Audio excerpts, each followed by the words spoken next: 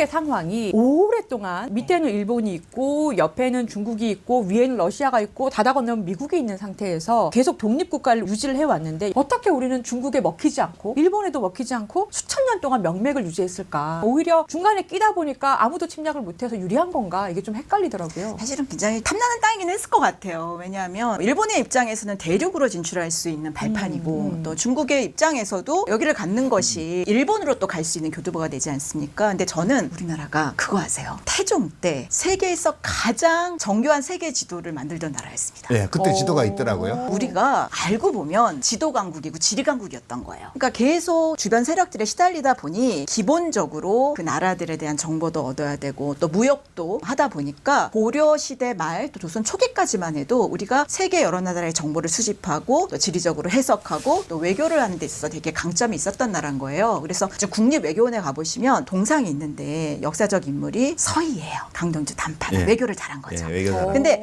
무역과 외교를 잘하려면 기본적으로 지리를 잘 알아야 합니다. 그러니까 고려 시대까지만 해도 우리가 전 세계에 알려져서 지금 세계에서 꼬리아라고 하는 거 조선이라고 안 하잖아요. 그렇죠, 그게 그렇죠. 고려 시대까지만 고려 때, 해도 예. 또는 통일신라, 신라 시대까지만 해도 우리는 늘 지도를 보고 밖으로 나가서 무역을 하고 또 외교를 했던 그런 전통이 있었고 또 풍수지리가 늘 나옵니다. 어떤 건국을 하는 과정에서 항상 무슨 풍수지리, 도참설, 뭐 공간 전략 이런 것들이 반복적으로 등장을 해요. 그래서 우리가 어떻게 보면 굉장히 지리 강국이었고 또 국민들이 늘 좀 깨어서 국제 정세를 잘 살피던 그런 사람들 아니었을까라고 저는 상상을 해봐요. 근데 증거가 없어. 증거 없어요. 그러면 없는 거예요. 그게 역사학자들의 관점입니다.